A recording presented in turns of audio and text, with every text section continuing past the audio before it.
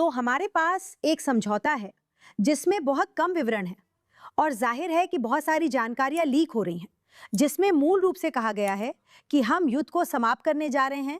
होर्मुज जलदमरू मध्य खुलने वाला है, इस्लामी गणराज्य बची रहेगी, पैसा आने लगेगा और हमें संवर्धित यूरेनियम का अंत कब देखने को मिलेगा मुझे नहीं पता, लेकिन मैं सकारात्मक रहने की कोशिश कर रही हूँ। मेरा दिल कह रहा है कि ये फिर से एक चाल है, ये फिर से एक नाटक है, ये फिर से एक धोखा है, ये दुश्मन की एक और चालाकी। पता है अब उसके कान में कौन फुसफुसा रहा है? मुझे लगता है कि कुछ मौकों पर वो सच में लोगों से प्रभावित हो जाता है।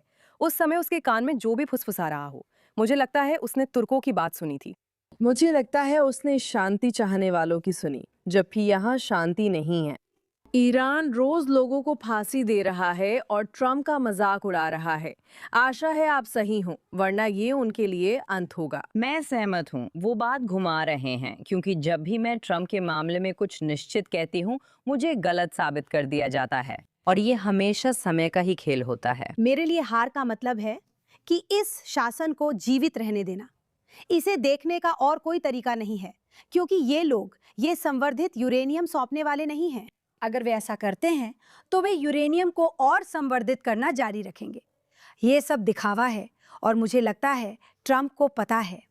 इसमें और भी चीजें हो सकती हैं। सच में क्या चल रहा है?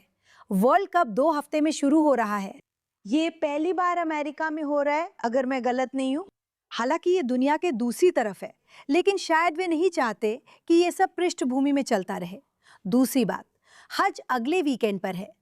ऐसा लगता है कि सऊदी और अमीराती लोगों ने ट्रम्प से कहा कि हज के दौरान ऐसा न करे, क्योंकि ये उनकी परंपराओं में बाधा डालता है। लेकिन अगर 60 दिन में प्रतिबंधों से राहत शामिल नहीं है या होर्मुज जलडमरू मध्य को पूरी तरह से खोलना शामिल नहीं है, और शायद यही वो सौदा है जो उन्होंने चीन के साथ किया है। हमें नहीं पता क्या यही चीन से किया सौदा है। अगर ये धीरे धीरे हो रहा है और वो इसे धीरे धीरे लागू कर रहे हैं, जैसे कि वे हमेशा वक्त खींचते आए हैं, और वो उन्हें आर्थिक रूप से दबाव में रखते हैं, तो शायद इसके पीछे भी कोई तर्क हो सकता है। क्या मैं यहाँ बहुत भोली हो रही हूँ?